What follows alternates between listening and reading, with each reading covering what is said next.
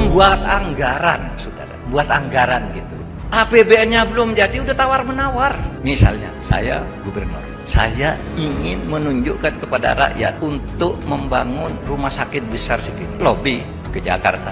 DPR tolong dong diusulkan saya membuat rumah sakit di sana. Yang gubernur sana tolong dibuatkan saya mau membuat jalan provinsi di sana. Yang sana saya membuat sekolah di sana. Dan seterusnya apa? Lobby sebelum APBN-nya jadi. Datang ke DPR. Berapa anggarannya? 200 miliar. Oke, nanti saya masukkan di APBN 200 miliar.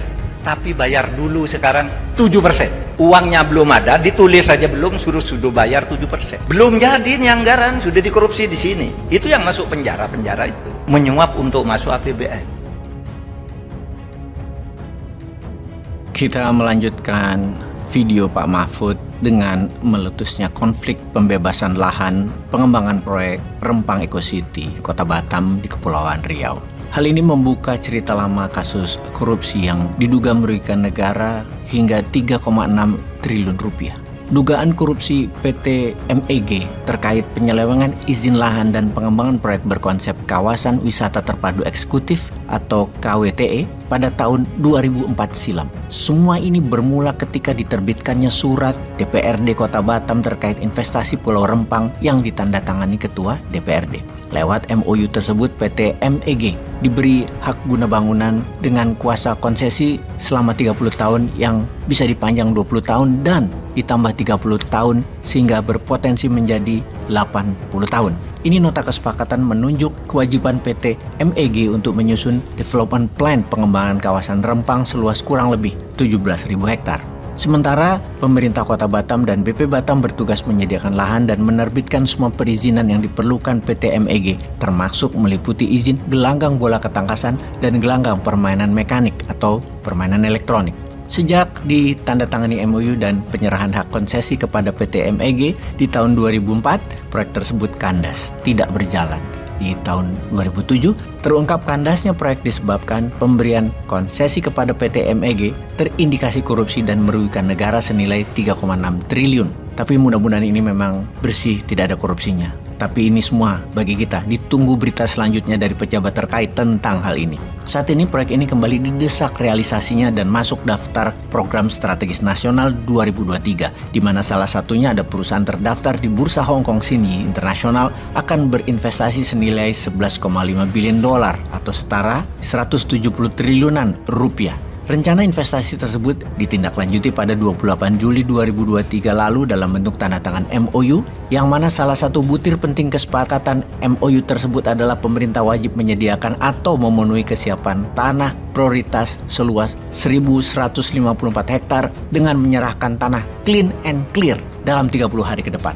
Ini penyebab utama pemerintah gerasa gerusu mendadak tiba-tiba memaksa pembebasan lahan Rempang secepatnya, bertindak otoriter, gunakan kuasa aparat, membabi buta, represif, merampas lahan rakyat sehingga memunculkan konflik yang memakan banyak korban sipil.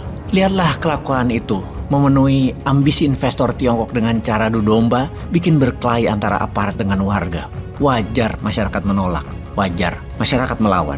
Lahan mereka yang ditempati sejak tahun 1843 kira-kira dirampas dadakan tanpa ada kejelasan ganti rugi dan kompensasi yang layak. Pertama terkait janji relokasi 2.600 kepala keluarga yang tersebar di 16 kampung yang terdampak. Mulai dari Kelurahan Sembulang dan Rempang, pemerintah menjanjikan pembangunan rumah tipe 45 di atas kafling 500 meter persegi di Kelurahan Sijantung, Pulau Galang. Sampai sekarang belum ada tanda-tanda pembangunannya. 2.600 kepala keluarga yang dirampas lahannya dipaksa sementara waktu tinggal di Rusun BP Batam, Rusun Pemkot Batam, dan Rusun Jamsostek. Semuanya hanya janji belaka. Sembari bermukim di situ, pemerintah berjanji akan membangun rumah yang dijanjikan. Masyarakat jelas menolak. Bagaimana dengan mata pencarian mereka? Bagaimana cara mereka melanjutkan hidup? Bagaimana untuk memenuhi kebutuhan harian? Dipaksa tinggal menumpuk di rusun tanpa ada alternatif penguatan ekonomi. Pemerintah menjanjikan jaminan biaya hidup 1.034.000-an per orang. Terbatas hanya untuk 3 orang dalam satu kepala keluarga selama masa relokasi sementara. Mencakup semua kebutuhan hidup dana itu. Bantuan tersebut justru menjebak ratusan ribu orang hidup di bawah kategori hidup layak, di bawah garis kemiskinan dengan angka tersebut. Bahkan dengan konyolnya pejabat menyebar kabar hoaks, rakyat udah terima ganti rugi. Ganti rugi dari mana? BP Batam aja ngaku belum beri ganti rugi lahan ke masyarakat apapun. Alasan penolakan penting lainnya adalah eksistensi budaya dan ajaran Melayu Islam yang ratusan tahun berjalan akan lenyap seketika. Yang bahaya laten lainnya, Eco City Rempang orientasinya meliputi pengembangan gelanggang bola ketangkasan dan gelanggang permainan mekanik elektronik, termasuk lokasi aneka hiburan modern, arena ketangkasan kaliber dunia. Mungkin ini mengimbangi pusat judi di Sentosa Island atau di kawasan Marina Bay Singapura ya maksudnya ya. Di mana juga Tiongkok akan menjadikan Rempang sebagai pusat pengembangan fasilitas hilirisasi pasir kuarsa dan pasir silika terbesar untuk memproduksi energi terbarukan yaitu solar panel yang digunakan untuk menghasilkan listrik dari matahari. Oke, ini adalah jangan-jangan ujungnya Tiongkok sekali lagi sukses merampok murah sumber energi baru terbarukan dengan ongkos murah dan jangka waktu eksplorasi 80 tahun. Seperti kasus hilirisasi nikel bisa terjadi lagi. Duh, malu gua sama keputusan pejabat kalau model-model begini nih. Peace.